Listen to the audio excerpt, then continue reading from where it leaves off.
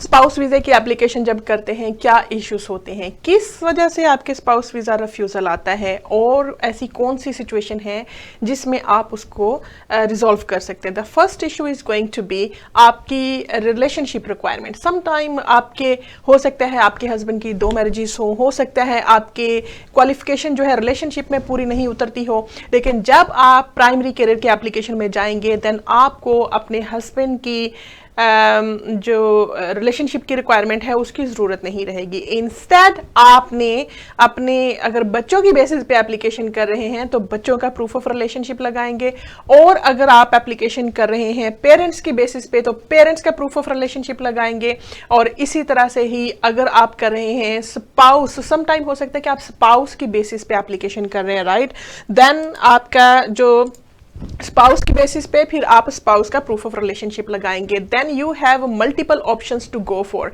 So first of all आप अपनी change कर रहे हैं डायरेक्शंस ऑफ एप्लीकेशंस को। अब सेकंड इशू उसमें क्या आता है, आपके सेकंड इशू इस तरह की एप्लीकेशंस में होता है जब आप स्पाउस वीज़ा की एप्लीकेशन करते हैं तो आप यूके में आपको अकोमोडेशंस की रिक्वायरमेंट होती है, और उसमें अकोमोडेशन रिपोर्ट्स आपकी जो टाइटलमेंट डीड और आपका ओवर क्राउडेड ना होना, ये सारी रिक्वायरमेंट्स होती हैं। लेकिन सम टाइम आपके पास अगर अकोमोडेशन नहीं है तो इट्स बेटर कि आप अपना एप्लीकेशन की बेसिस चेंज करें, इट्स बेटर कि आप अपनी उसकी लीगल बेसिस चेंज करें ताकि आपको इस तरह की जो अकोमोडेशन की रिक्वायरमेंट्स हैं उसके भारी भरकम डॉक्यूमेंट्स नहीं लगाना पड़ेंगे। थर्ड जो इशू आता है उसमें वो होता है इंग्लिश लैंग्वेज का। लोग इंग्लिश लैंग्वेज सम टाइम नहीं कर सकते और साल हर साल वो इस कंट्री में नहीं आ सकते क्योंकि वो इंग्लिश लैंग्वेज की रिक्वायरमेंट पे पूरा नहीं उतरते, और इंग्लिश लैंग्वेज हर कोई नहीं कर सकता। ऐसे बहुत सारे लोगों को मैं जानती हूँ जो इंग्लिश लैंग्वेज नहीं कर पाते और उसकी बेसिस पे फिर वो इस कंट्री में भी नहीं आ सकते, right. So this is going to be the most crucial part. ये इतना आसान सबके लिए नहीं है कि वो इंग्लिश लैंग्वेज कर सकें। ऐसी सूरत हाल में आप क्या कर सकते हैं, इंग्लिश लैंग्वेज आपका नहीं है और आप स्पाउस वीज़े पे भी क्वालिफिकेशन पे पूरा नहीं उतरते, देन इट्स बेटर कि आप अप्लाई करें as a primary carer of British citizen. अब वो प्राइमरी केयरर में आपको बहुत ज़रूरी है कि इसमें आप रिक्वायरमेंट पूरी करते हैं केयर की। आप केयर की रिक्वायरमेंट पूरी करेंगे तो ही आपका एप्लीकेशन सक्सेसफुल होगा, हर एप्लीकेशन उसमें सक्सेसफुल नहीं होता। अब केयर की रिस्पॉन्सिबिलिटी किस तरह से आपने पूरी करनी है उसके बारे में भी हम आपको बताएंगे।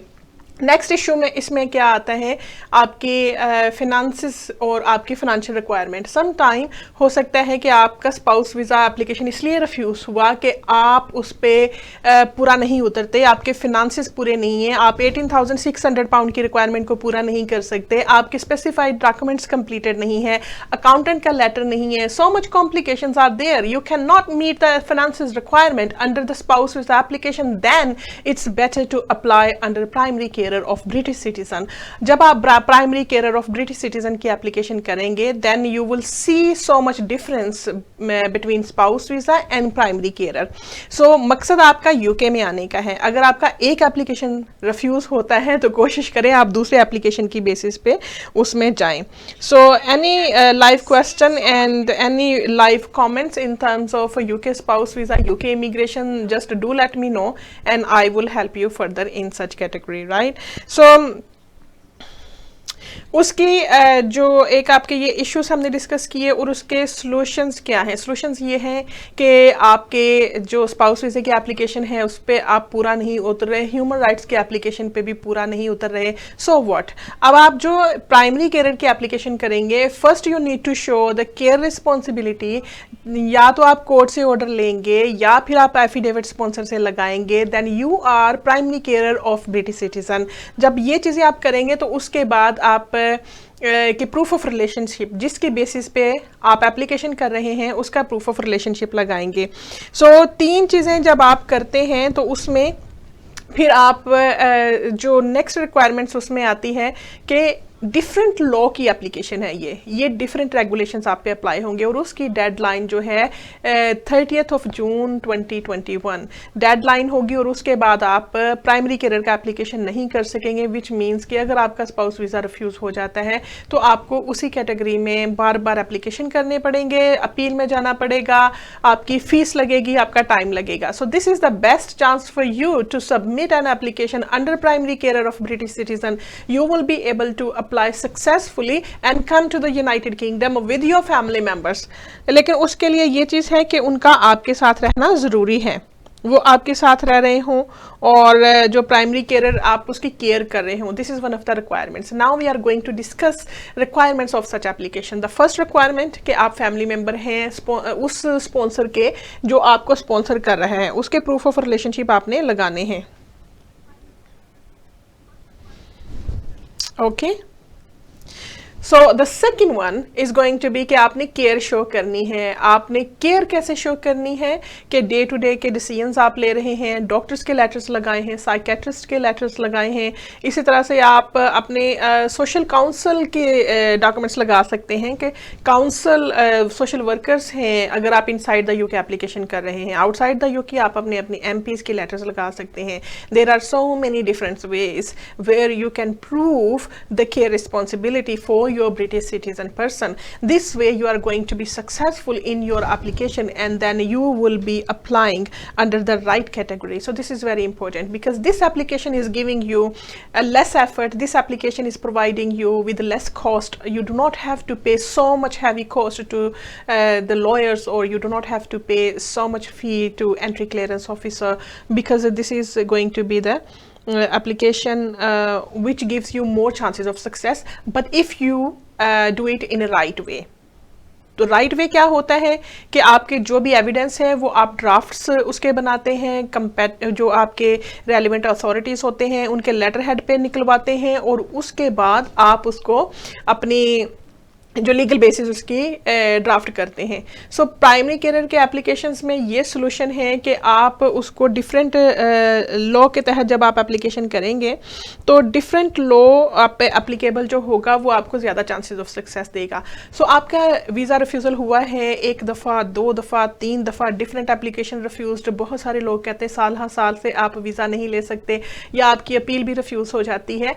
वो इसलिए कि आपकी बेसिस राइट नहीं होती, वो इसलिए कि जिस रेगुलेशन के तहत आप एप्लीकेशन डालते हैं उसके तहत आपके डॉक्यूमेंट्स कंपैटिबल नहीं होते, और वो इसलिए कि आपके जो राइट टाइम पे आपने डिसीजन नहीं लिया होता।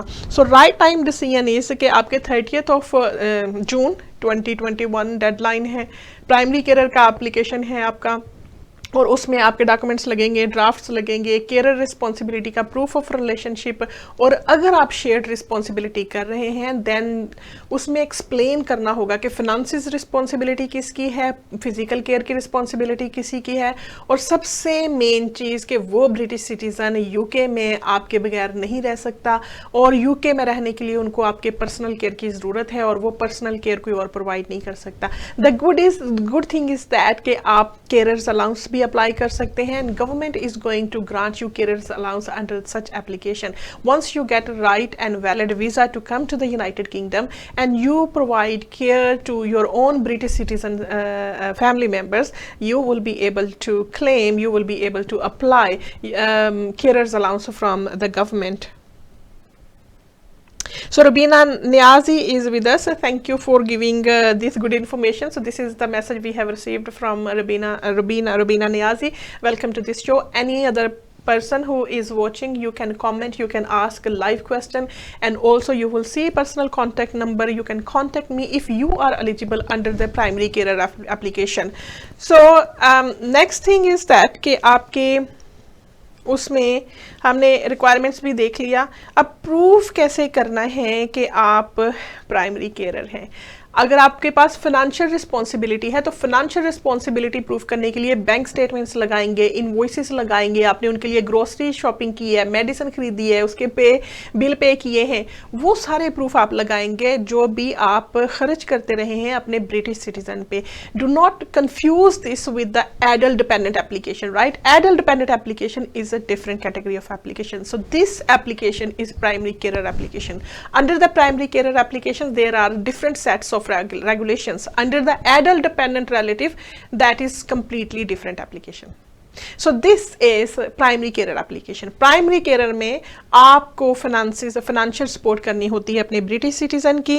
प्राइमरी केयर में आपको फिजिकल केयर प्रोवाइड करनी होती है, मेंटल इमोशनल सपोर्ट प्रोवाइड करनी होती है, अपना टाइम आप उनको दे रहे हैं, आपके बगैर वो मेडिसिन नहीं खा रहे, आपके बगैर वो अपने डिसीजन नहीं कर सकते, आपके बगैर डॉक्टर्स के पास नहीं जा सकते, आप उनको फाइनेंशियल सपोर्ट कर रहे हैं, तो वो अपने लेटर पे जो ब्रिटिश सिटीजन है वो उसको कंफर्म करेंगे, right? So these are the things when you just provide your credible evidence by creating कि आप किस तरह से फाइनेंशियल सपोर्ट कर रहे हैं अपने ब्रिटिश सिटीजन को। और दूसरी बात कि फिजिकल सपोर्ट में अगर आप फिजियोथेरापी कर रहे हैं, उनको आप पर्सनल केयर कर रहे हैं, then you are going to enclose proof, everything must be proofed by the evidence. So जब तक आप रेलिवेंट एविडेंस नहीं लगाएंगे तब तक your application is not going to be acceptable. So right evidence लगानी है और राइट बेसिस पे आपने अपनी एप्लीकेशन लगानी है।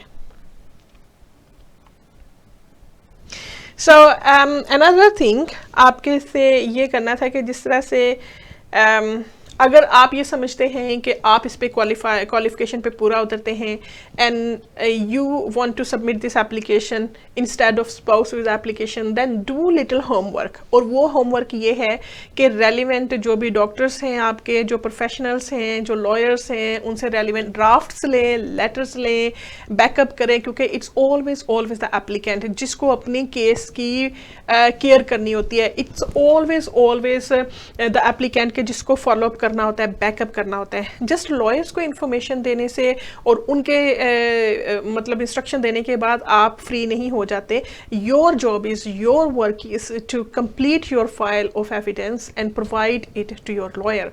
If you need my help you can always contact me with free consultation specifically for primary carer UK visa until 30th of June 2021, and I will provide you free consultation in this regard. Okay, so अभी recently हमारा जो इसमें appeal, primary care के appeal successful हुआ है, उसमें जो issues थे, लेडीज वो पूछ रही थी कि मेरे जो स्पाउस है, हस्बैंड है, उसकी सेकंड मैरिज है यूके में, क्या मैं उस पर अप्लाई कर सकती हूँ? और दूसरा क्वेश्चन ये था कि उनके पास ब्रिटिश सिटीज़न चिल्ड्रन हैं और उन ब्रिटिश सिटीज़न चिल्ड्रन की मैं लुक आफ्टर कर रही हूँ, क्या मैं इस कैटेगरी में अप्लाई कर सकती हूँ? Then my advice to her was yes you could do that. उसके अब लेडी ये कह रही है कि पहले अपील की है और अपील जो है वो रिफ्यूज़ हो गई है, क्योंकि उस पर वो ये तसव्वुर नहीं कर रहे कि मैं प्राइमरी केयर हूँ, क्योंकि जो फाइनेंसेस हैं वो बच्चों के फादर की तरफ से आ रहे हैं, तो ये प्रूफ करना मुश्किल हो गया है। इवन उस लेडी का ये कहना था कि क्रेडिबिलिटी हमारी चैलेंज हो गई है, कोर्ट एक्सेप्ट नहीं कर रहे, हमारे लोअर कोर्ट एक्सेप्ट नहीं कर रही कि मैं सोल प्राइमरी केयर हूँ, राइट? अब मेरा उनको एडवाइस ये था कि चूंकि फाइनेंसेस जो हैं वो फादर पे कर रहा है, इसलिए आप उसमें सोल प्राइमरी केयर नहीं हैं, आपकी रिस्पॉन्सिबिलिटी शेयर्ड रिस्पॉन्सिबिलिटी में आती है। अब थोड़ा सा पॉइंट को ट्विस्ट करने की वजह से क्या हुआ कि वो लीगल टर्म्स में, लीगल बेसिस में वो कवर आ जाती हैं, ये कवर करते हैं उनके एप्लीकेशन को। जब ये चीज़ की तो हमने अपील में गए, अपर ट्रिब्यूनल में गए, स्केलेटन ऑफ आर्गूमेंट्स ड्राफ्ट किए, कोर्ट को एक्सप्लेन किया और उनको स्केलेटन आर्गूमेंट्स भेजे कि लुक कि ये जो लेडी हैं इन ये सोल रिस्पॉन्सिबल नहीं है, शेयर्ड रिस्पॉन्सिबल हैं, क्योंकि प्राइमरी केयर में नॉट ओनली कि आप सिर्फ एक ही सिंगल पर्सन उसकी केयर कर रहे हैं, बल्कि शेयर्ड रिस्पॉन्सिबिलिटी में भी आ जाते हैं। अब शेयर्ड रिस्पॉन्सिबिलिटी क्या है कि फादर जो है वो फाइनेंशियल सपोर्ट कर रहा है, मदर जो है वो फिजिकल केयर कर रही है, कुकिंग कर रही है, मेडिसिन दे रही है, बच्चों को स्कूल छोड़ रही है, ये चीज़ें उसकी शेयर्ड रिस्पॉन्सिबिलिटी में आती है। तो ये आर्गूमेंट्स ट्विस्ट करने की वजह से कोर्ट को अंडरस्टैंडिंग में ये पॉइंट लॉजिकल था था और हमने उनकी अपील को विन किया और उसको अलाउड किया। प्राइमरी केयर की एप्लीकेशन की अपील जो है लोअर कोर्ट में रिफ्यूज होगी, लेकिन हमने क्या किया, क्योंकि वो लोअर कोर्ट की अपील हम नहीं कर रहे थे, जब मेरे पास केस आया उस वक्त मैंने असेस किया वो केस जो है वो कम्प्लीटली उसकी बेसिस जो ग्राउंड्स ड्राफ्ट किए थे वो इरेलीवेंट थे। अब कोर्ट ने क्या करना होता है, कोर्ट ने ग्राउंड्स पे फैसला करना होता है। जब ग्राउंड्स कोर्ट की समझ में नहीं आए तो लोअर कोर्ट ने उसको रिफ्यूज कर दिया। हमने पॉइंट को ट्विस्ट किया और उस पॉइंट को कानून के तहत लेकर आए कि शेयर्ड रिस्पॉन्सिबिलिटी क्या होती है। उसका क्या फ़ायदा हुआ, एक तो हमारे क्लाइंट की क्रेडिबिलिटी हाई हुई और दूसरा उसमें जो है वो हमने एक्सेप्ट किया अकाउंटेबिलिटी ली, रिस्पॉन्सिबिलिटी ली on behalf of the appellant के yes father is providing financial support but mother is also taking care of children. So shared responsibility comes under the legal terminology, under the legal basis, and law provides the shelter for such applicant to be successful. So इस सूरत हाल में जज ने जो है इस point पे primary care जो है एक्सेप्ट किया। जब प्राइमरी केयर की रिक्वायरमेंट कंप्लीट होगी तो रिलेशनशिप पे तो कोई इशू था ही नहीं कि बच्चों की वो मदर थी, बर्थ सर्टिफिकेट्स लगे थे, रिलेशनशिप पे कोई इशू नहीं था। ऑल्दो रिलेशनशिप का इशू मतलब फादर के साथ हो सकता है क्योंकि he was married again with another woman, लेकिन बच्चों के साथ रिलेशनशिप जो है उसका कोई इशू नहीं था। जब बच्चों के साथ रिलेशनशिप में इशू नहीं है देन अपील के चांसेस जो हैं वो हायर हो गए, राइट, और अपील जो है वो सक्सेसफुल होगी। सो दिस इज द थिंग कि जब आपके अपील और एप्लीकेशन किसी एक ग्राउंड्स पे एक्सेप्टेबल नहीं होती तो वो आप दूसरे ग्राउंड से उसको एक्सेप्ट करते हैं। Always always think carefully, always think relevantly. जब आपके पॉइंट रेलिवेंट होंगे, जब आपकी एविडेंस रेलिवेंट होगी और आपका जो कानून है आपके एप्लीकेशन का वो आपकी एविडेंस को बैकअप कर रहा होगा, then you must be successful in your application, you must be successful in your appeal matters, and also not only this but also it enhances your credibility in your applications and for the future extension application and settlement in this country as well. So this is very very important.